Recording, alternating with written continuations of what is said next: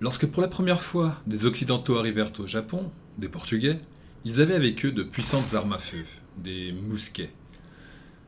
Les Japonais n'en avaient jamais vu des comme ça, ils avaient juste que des petits canons qui n'étaient pas très efficaces à ce moment-là. Ils auraient bien aimé connaître les secrets de fabrication de ces armes surpuissantes que les Portugais avaient avec eux, mais les Portugais gardaient jalousement ce secret-là. Évidemment, on ne peut pas donner à des potentiels ennemis le secret de fabrication d'une arme qui peut nous battre. Mais c'était sans compter une histoire d'amour entre une princesse japonaise et Fernão Mendes Pinto, le célèbre aventurier portugais. Nous avons deux sources principales pour cette arrivée des Portugais au Japon pour la première fois. La première, c'est le livre Peregrinação de Fernão Mendes Pinto, justement, où il raconte ses aventures en Extrême-Orient, entre autres. La deuxième source, c'est une source japonaise, le Teppoki. C'est une source qui a été écrite plusieurs années plus tard et qui nous décrit cette arrivée des Portugais et l'introduction des armes à feu au Japon. Nous sommes à la toute fin du mois d'août 1543, lorsqu'une grande jonque, un grand bateau chinois, naufrage sur la plage du cap Kadokura, tout au sud de l'île de Tanegashima, elle aussi au sud du Japon. À son bord, de nombreux marins chinois. Lorsque les villageois japonais tentent de s'approcher de ce bateau-là, ils entendent d'énormes coups de feu et ils prennent peur. Ils ne savent pas ce que c'est. Ces grands coups de feu ne visaient personne. Ils n'avaient pas l'intention de tuer qui que ce soit. Je pense que ça serait plutôt des coups de semonce pour maintenir à l'écart des villageois, parce que lorsque nous sommes dans un bateau naufragé, on a toujours peur d'être pillé, c'est normal. Tout se détend lorsque quelques marins descendent du grand bateau, de la grande jonque, et commencent à communiquer avec les locaux. Comment ils font pour communiquer ? Ils écrivent en chinois, les caractères sont les mêmes que les caractères japonais, et ils peuvent se comprendre grâce à ces caractères-là communs entre eux. Deux membres de l'équipage de ce bateau intriguaient très fortement les Japonais. Ils n'avaient pas du tout la même tête qu'eux, c'était des gens qui avaient des gros nez, qui avaient une barbe, qui étaient mal polis, qui mangeaient avec leurs mains. Vous l'avez compris, c'était justement des Portugais, donc physiquement très différents des Chinois ou des Japonais. Face à leur manque de manières, face à leur impolitesse aux yeux d'un Japonais, qui en plus les accusait de ne pas savoir écrire, évidemment ils ne savaient pas écrire en chinois, ils sont vus affublés du terme de Nanban, c'était des Nanban, c'est-à-dire des barbares du Sud. Pourquoi le Sud ? Parce qu'ils venaient systématiquement par le sud du Japon. Tanegashima est une île qui est justement à l'extrême sud du Japon. Que font ces Portugais dans un bateau rempli de Chinois quelque part au Japon ? Ce sont des aventuriers, des gens qui n'obéissent qu'à eux-mêmes. Ils quittent le royaume de Siam, apparemment à l'insu de leur chef Diogo de Freitas, et en partance pour la ville de Ningbo en Chine. Ningbo, c'est une ville qui à l'époque avait énormément de commerçants portugais et ils pensaient sûrement pouvoir faire du commerce là-bas. Malheureusement, vous l'avez compris, il y a eu un imprévu et le bateau dans lequel ils suivaient leur route vers la Chine a été dévié par une grosse tempête, par un typhon, sur l'île de Tanegashima. Au bord de cette grande jonque chinoise, trois aventuriers portugais, Francisco Zeimoto, Antonio da Mota et Antonio Peixoto. Malheureusement pour ce dernier, il n'a probablement pas survécu au voyage. Il est sans doute mort quelque part entre le royaume de Siam et le Japon. Ainsi n'ont débarqué au Japon, sur l'île de Tanegashima, que Francisco Zeimoto et Antonio da Mota. Contrairement à ce qu'affirme Fernão Mendes Pinto dans son livre, il n'était pas de cette première expédition portugaise au Japon. Il ne pouvait pas l'être vu qu'au même moment, il était, selon ses propres dires, en Birmanie. Par contre, oui, c'est certain, il est vraiment parti au Japon très peu de temps après ses premiers Portugais. Il était accompagné d'un autre Zeimoto, Diogo Zeimoto, ainsi que de Cristóvão Buralho. Ce n'est peut-être pas une coïncidence si Fernão Mendes Pinto était accompagné d'un Zeimoto. Peut-être, on ne le sait pas, qu'il était un parent de l'autre Zeimoto, le premier, Francisco Zeimoto, le premier qui est arrivé au Japon. Quoi qu'il en soit, les Portugais de l'époque n'étaient pas là pour faire du tourisme, mais de l'argent. Et ils ont bien vu que le chef local était très intéressé par leurs armes. Pour finir de convaincre le seigneur Tokitaka Tanegashima, Ils lui firent une démonstration de la puissance de leurs armes, de leurs mousquets.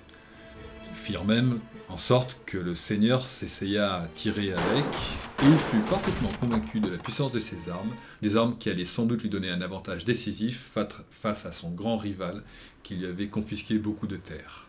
Le souci, c'est que les Portugais ne pouvaient lui vendre que 2 arquebuses ou mousquets. Ils n'avaient pas grand-chose d'autre en stock à lui vendre. Souci donc parce qu'il lui faut à Tokitaka Tanegashima beaucoup plus d'armes pour réussir à battre l'autre seigneur du coin. C'est ainsi que le seigneur Tanegashima demande à son forgeron, Yaita Kimbe Kiyosada, de faire des répliques des armes qu'il venait d'acheter. Au niveau de l'aspect visuel, ce défi n'avait posé aucune difficulté au forgeron, déjà très habitué à faire des ciseaux et autres couteaux. En revanche, ces armes n'étaient pas opérationnelles. Il n'arrivait pas à faire le filetage du canon permettant de mettre une vis empêchant la culasse de reculer lorsqu'il tire. C'est quelque chose de très technique qu'il n'arrivait pas à faire. Comment faire ça?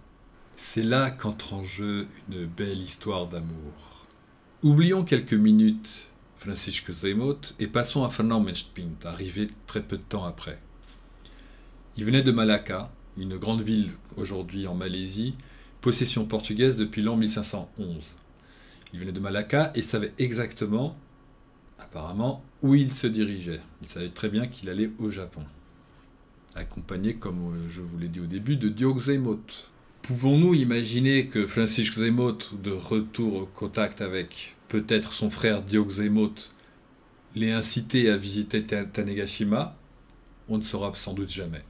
L'auteur de Peregrinação nous dit que c'est pendant des temps d'oisiveté que son compagnon Diogo Zeymot tuera 26 canards d'un seul coup avec son fusil. Ça a beaucoup impressionné les Japonais, encore une fois, qui voulaient vraiment obtenir le secret de fabrication de cette arme-là. Les villageois firent rencontrer Diogo Zeymot, le seigneur local, qui fut très impressionné, et Diogo Zeymot, en remerciement de leur hospitalité, lui offre son arme. Ce genre de récit est parfaitement compatible avec le premier de Francisco Zeymot. Qui dit vrai, qui dit faux, peut-être que les deux ont un fond de vérité. Pour ma part, je pense que Fernand Menspint a un peu enjolivé son arrivée au Japon, s'appropriant un peu de ce qu'avaient fait ses prédécesseurs. Rien ne nous indique dans les sources écrites portugaises pourquoi les Portugais auraient livré le secret de fabrication du fusil aux Japonais. En revanche, une légende locale, une légende de Tanegashima, nous dit que c'est une histoire d'amour donc qui a permis aux Japonais d'avoir cette technologie-là. Pour tenter d'obtenir le secret, le forgeron Yaita, dont je vous ai parlé au début, a une idée.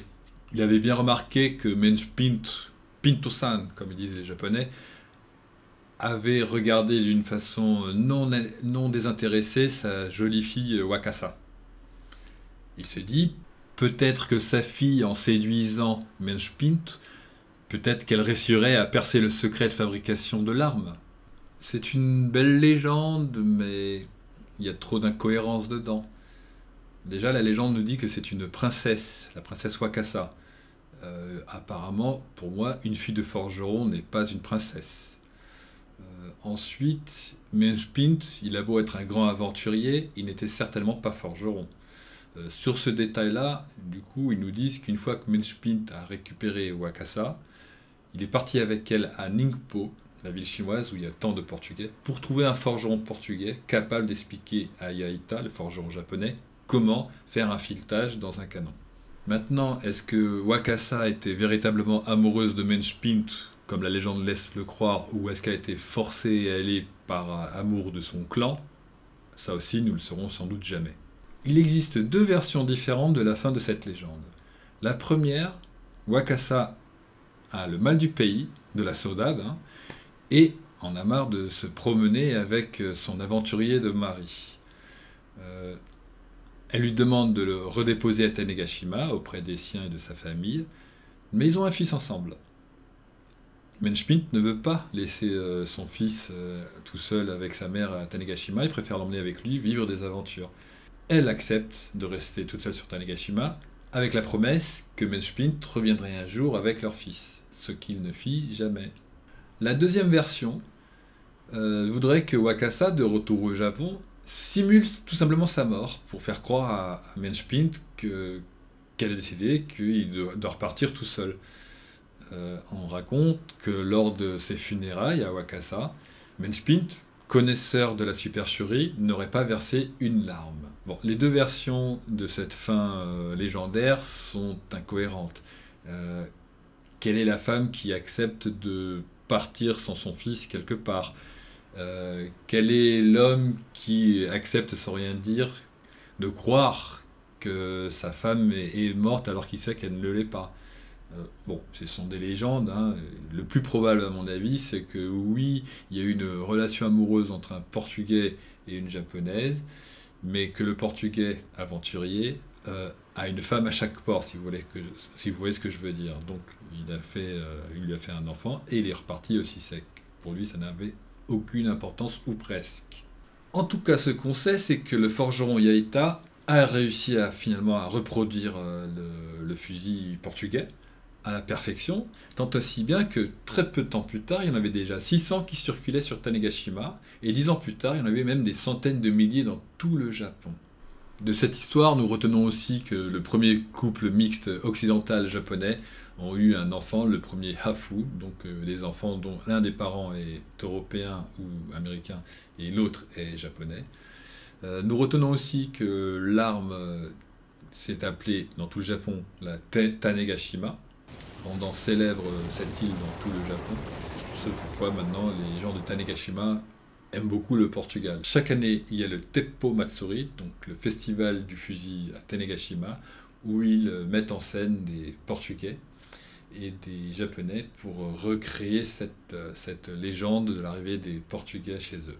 Voilà. Le Portugal a toujours une très bonne image au Japon, une image malgré qu'elle soit de barbare au début, une image qui leur a apporté une arme qui a révolutionné à jamais l'art de la guerre au Japon. C'est grâce à l'arme à feu si un seigneur de guerre japonais a réussi à unifier tout le pays et ainsi ouvrir une nouvelle ère de paix. Autrefois, les Japonais se battaient entre plusieurs petits seigneurs, c'était une guerre permanente, ce qui était un peu invivable à cette époque-là. Donc merci les Portugaises d'avoir apporté le fusil, même si ça semble un contresens de nos jours.